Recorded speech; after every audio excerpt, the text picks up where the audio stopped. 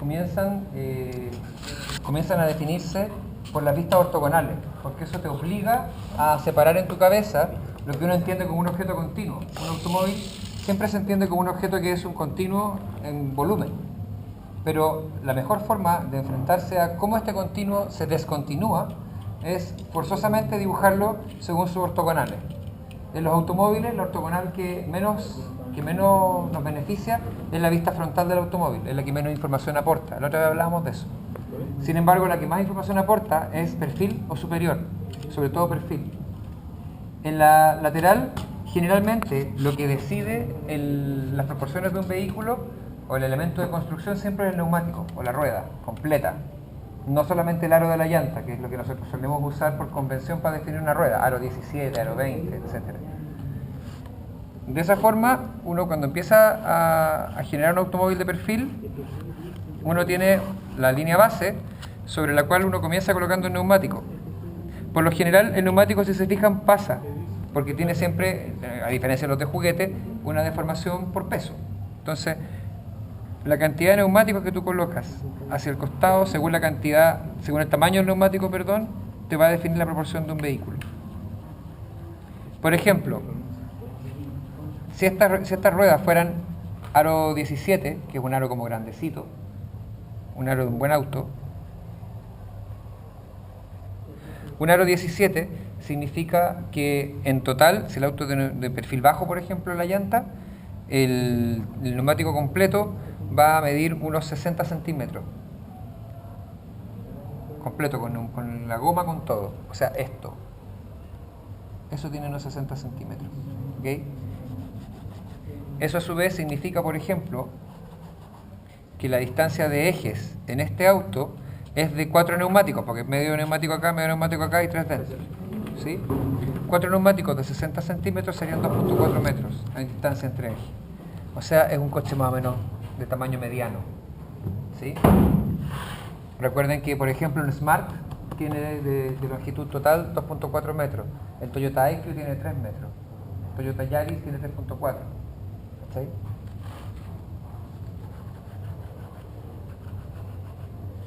Lo segundo que va a definir la característica de un auto a nivel de proporciones es dónde vamos a poner a las personas. Por ejemplo, hay personas que van sentadas sobre la rueda trasera, y ustedes se dan cuenta cuando se meten a autos que cuando uno cierra la puerta uno ve el tapabarros por dentro de la rueda trasera. Siempre está disfrazado como un apoyabrazo, está disfrazado con un bolsillo, pero uno se da cuenta por dónde uno está sentado, si uno se proporciona en el auto, que uno está sentado sobre la rueda trasera. O sea, ahí. Y el otro ocupante estaría aquí. Este es el conductor. Esto es lo primero que uno posiciona en un automóvil, el culo del conductor. En realidad lo que nos importa es el punto H, que es el eje de la cadera. Esto, en lenguaje automotriz, se conoce como Y0, Y0, y es el punto de referencia para todo el auto. ¿Por qué? Porque sea como sea, cualquier auto, por muy distinto que son entre uno y otro, hay autos que no tienen nariz, como el Willys Jeep, que no tiene nariz, porque es mocho. Todos tienen esto como punto común de comparación. Un auto no puede no tenerlo. Entonces, por convención, Y0 es como el punto de referencia de un auto. Cuando uno modela autos en 3D, por ejemplo, por convención de nuevo, las coordenadas 00 dentro de mi mapeo del 3D me hacen ubicar las ruedas sobre el eje Y. Y por eso se llama Y0 también. Aunque esta convención existe desde antes del modelamiento en computador. Existe desde siempre. Al definir a alguien con el poto tan abajo, lo que estoy haciendo es definir que sus piernas van a quedar en esa posición. ¿Cachai? ¿De dónde saco este largo yo? Estoy sentado más o menos ahí, que serían 30 centímetros. ¿Sí? 30 centímetros acá y 60 acá son 90 centímetros. Esta persona es enorme. O sea, este tipo mide 1,85 m. Si puedo sentar a un tipo de 1,85 m aquí, puedo sentar a cualquiera.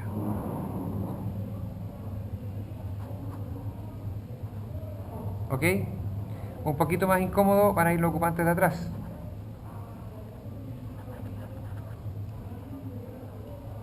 Por convención, lo mínimo que hay que dejar entre la cabeza y el techo, a menos que un auto no sea homologable como un Lamborghini, que el techo te queda aquí, lo mínimo son 5 centímetros. Por lo general, eso se extiende a 7.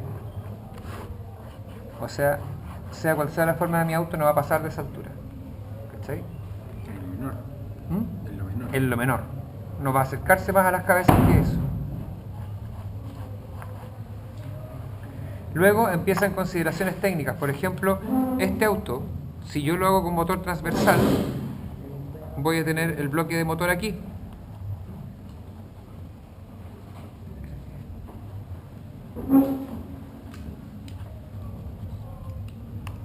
Conjunto de enfriamiento. La transmisión que iría aquí debajo. Algunos componentes técnicos como por ejemplo aire acondicionado, airbags y cosas van ahí.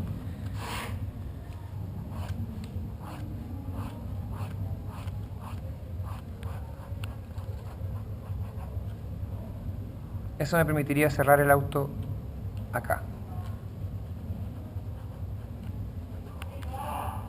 Yo cuando dibujo, en realidad no dibujo con todas estas cosas que estoy haciendo con ustedes, pero es más o menos para que vayan cachando, estoy tratando de echar para afuera todo lo que uno lleva en la cabecita cuando está dibujando auto. Voy a darle el equivalente, desde el eje trasero, el equivalente a un neumático más.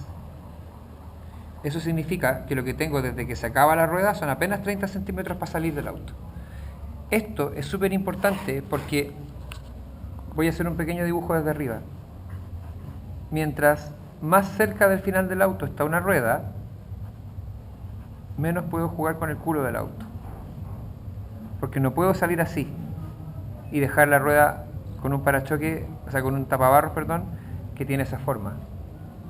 Tengo que salir siempre, por convención, tengo que salir paralelo a la rueda. Y una vez que saliste de la rueda, puedes empezar a jugar con curvas. Por esa razón, si ustedes ven autos que tengan así como un culo que se va cerrando, que tiene harto aire para cerrarse, lo que tienen es un culo largo. En cambio, un auto con culo corto, mira, gírame el gallardo porfa de lado, pónmelo de perfil. No tiene esa misma posibilidad. ¿Se fijan que esto es más quebrado? Y tiene que ver con eso, con ese juego que tienes aquí. Este tiene justamente media rueda para salir, mira, fíjate. Por coincidencia maravillosa es de la punta de la media rueda. Eso es lo que tenía este atrás, mira. Media rueda precisamente. O sea, esto se parece a eso. ¿Qué pasa cuando las ruedas están escondidas? Cuando la rueda trasera está escondida. ¿Tapada, dices tú? Por lo general se asume el tamaño de la rueda por el tamaño del elemento que la esconde. Y si no, se asume que es muy parecida a la delantera. Y ya está. Entonces, ya tengo decidido el largo total del auto. Tengo decidido el hombro del auto, que va aquí. Podríamos tener una segunda línea acá para el hombro, ¿cachai? Complementaria. Yo podría decidir ahora, por ejemplo, que el corte de la puerta, por lo general, está a media canilla. Por lo general, no siempre es así. ¿Por qué? Por un asunto de, por un lado, ergonomía y por otro lado, por un tema de seguridad. Porque aquí escondido va un pilar que hace muy difícil llegar a las piernas de la persona en caso de un choque para no quebrarlo entero, ¿cachai? Pero que si lo ponemos aquí, por ejemplo, hace muy difícil la salida de la persona, porque tenía la puerta acá. Es un culo salir así, ¿cachai? Entonces hay un tema ahí también que está el cruce entre seguridad y ergonomía.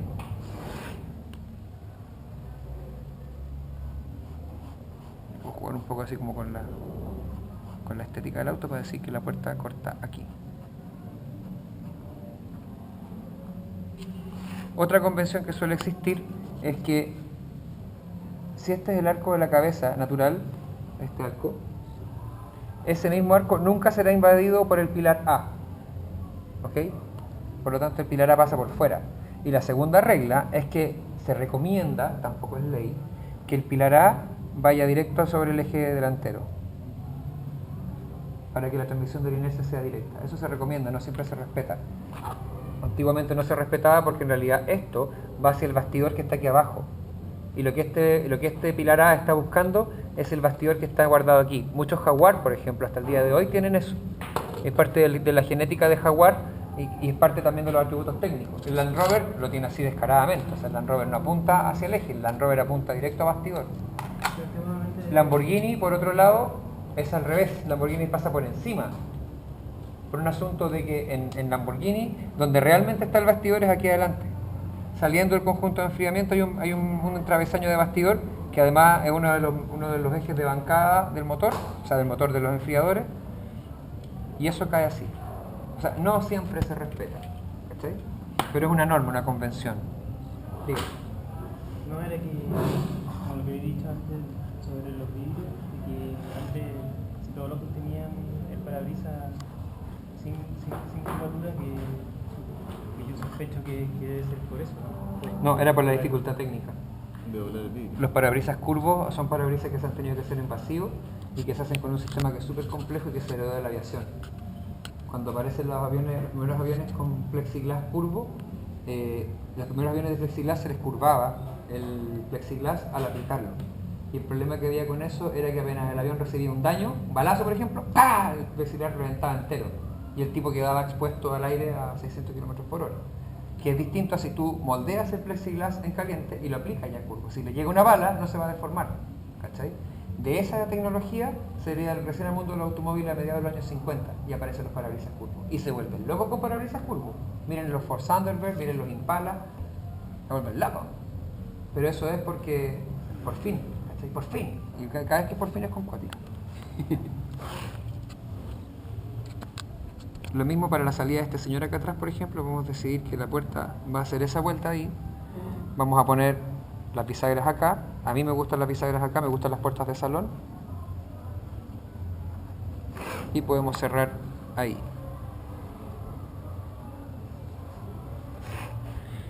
El parabrisas, en cambio, que hablábamos recién de la curvatura, puede tener la curvatura que quiera hasta un cierto punto.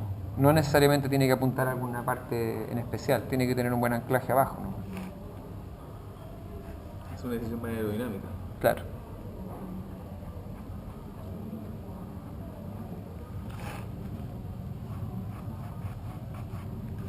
Listo, un auto súper sencillo, ¿cachai? Nos falta decidir la división entre uno y otro.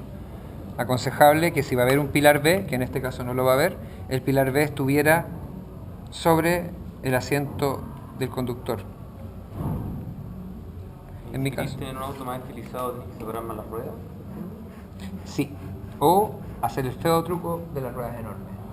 Si ustedes miran la mayoría de los bocetos, la mayoría de los bocetos conceptuales siempre tienen ruedas descuadradas, comparado a lo que después va a venir en la vida real. Es súper común tener ruedas enormes a la hora de bocetar. Y eso es súper vendedor. A ver si hay alguna vista lateral. Obvio que ahora que estoy buscando no aparece. Mira el tamaño de las ruedas ahí, por ejemplo. Eso es súper vendedor. Eso probablemente va a cambiar. No hay espacio para el recorrido de la suspensión.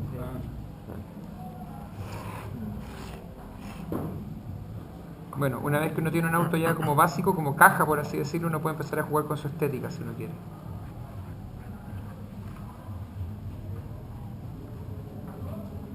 ¿Cachai?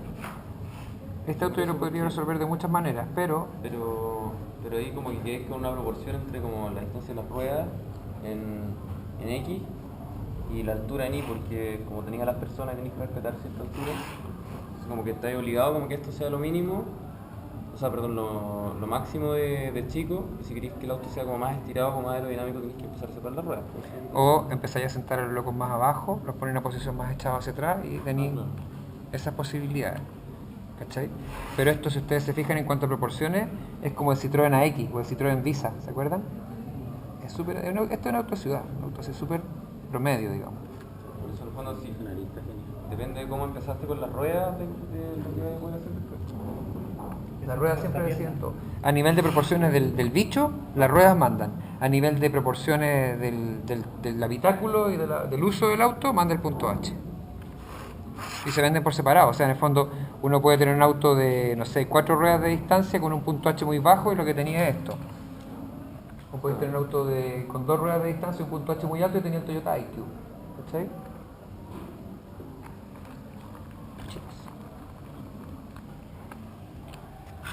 Este dibujo yo no lo voy a terminar porque en realidad me pasaría mucho rato ahí sombreándolo después y todo, pero lo que me interesa es que con Con 3 o 4 reglas básicas uno puede empezar a construir un vehículo. Siempre se recomienda, las ruedas, bueno, las voy a dejar por ahora así como un poco enunciadas nomás, no las voy a terminar bien. Siempre se recomienda que cuando uno dibuja la vista lateral, para mejorar la sensación de profundidad, que obviamente se va a la mierda en una vista plana, uno dibuja las ruedas del otro lado.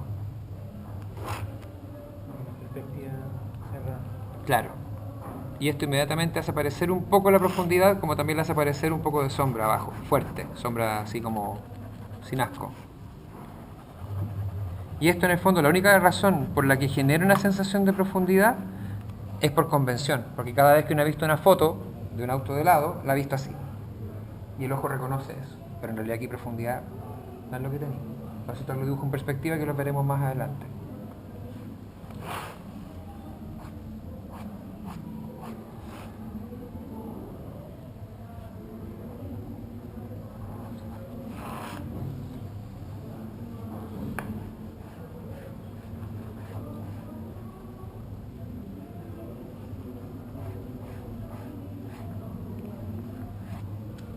Este tenía un autito de ciudad. Discreto, amoroso, 2 volúmenes, hatchback.